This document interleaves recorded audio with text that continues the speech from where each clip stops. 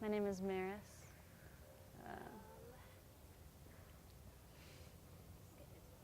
I'm so ready. I think I kind of have always been musically inclined. My mom has this whole story that she tells about when I was little. I was like humming along to Barney before I could speak. But you know, with moms, it's kind of like, who knows if that's really exactly what happened. The big leap was turning 18 and then like the next month moving to New York City. That was like a huge milestone, but I had a talent show in sixth grade, I think it was, and I sang Misery with my friend at the time, that Maroon 5 song. And we sang it at the talent show and we did pretty well. And it was really, like, performing was something I hadn't really had access to like that before. And it was so exhilarating, and the connection and like seeing people light up because of something I'm doing and that kind of thing was, I think, a big moment for me. And then like the next couple weeks, my stepdad like was so adamant about getting me into voice lessons and like getting me like, you know, into theater and all that kind of stuff. So I guess we'll go with like sixth grade was when I was like, I want to do this for a living.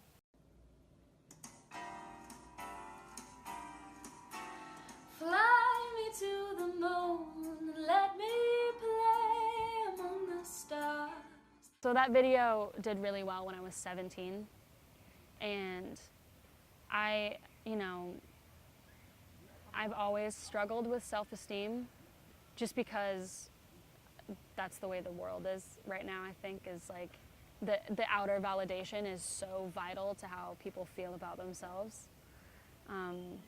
I didn't want to post it anywhere. My mom just put it on her Facebook and she was like, my friends love this, like you should put it on your tweet, is what she told me. She texted me that later that night and I was like, okay, send me the video. So she sent me the video. I was like, all right, I'm gonna put it on Twitter. And then I took a shower. And I got out of the shower, and I think when I got out it had like probably like 300 retweets, and I had never gotten more than like 12 at that time. Like 12, I was like, I'm fucking doing it. I'm making it with 12 ass retweets. And then it just, people were commenting and quoting it and being so kind. Like Twitter, it was crazy how nice Twitter was, because Twitter can be very, very mean. But I like very fortunately experienced a kind side of Twitter. And it was just kind of amazing. Right time, right place kind of thing, I think. So it's been amazing to be able to create my own, you know, image and like cultivate kind of a little bit of a community almost. There's a group chat of like I think like 30 kids from all over the world. Paulina, who is from Mexico, but now lives in, I believe, San Diego. She drove like 3 hours from San Diego to come to this show and brought me this pin that is like the exact guitar that I have. And it was one of the, it was one of the most beautiful moments ever. Or like Maria came to a show with a jar full of 101 reasons why I love you. And it's like all these really sweet things. Like some of them are so fucking funny, but like it's like sweet things. And it's just, I've been really fortunate to have the most incredible people like supporting my music and being excited about what I have to say. I dream of this girl, I kiss her lips, I reminisce about her hands on my hips. I wanted to scream, but I'm scared to make noise. They say that it's not real, but I like more than boys. I like more than boys. My song Boys that I wrote kind of as like a coming out thing, but also just like how I was like understanding my place in the world and like who I am. It was a conscious decision to be like, I had an original version of that song that was about one specific girl.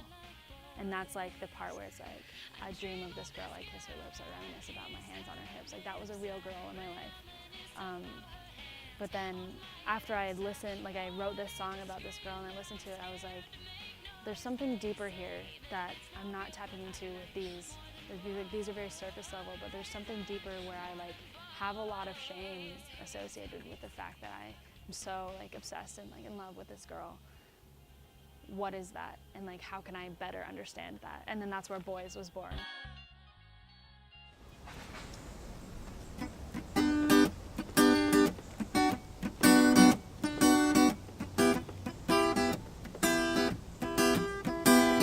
Originally I wrote it, I had just gotten done with a 13-hour shift at my work, and my coworker was like, hey, do you want a shot of Hennessy? And I was like, yes, I would like a shot of Hennessy. So we took a shot of Hennessy, and I like kind of like pretend, I was like, you know, playing it cool, like, it's like water, like. And he was like, oh yeah, drink it down like water, like doesn't even affect you, like tough guy. And I was like, yeah. And then on the train ride home, I was like, why did I act like that? Like it did sting, and I liked it. I like how alcohol feels. It's like, why did I act like it didn't sting like that?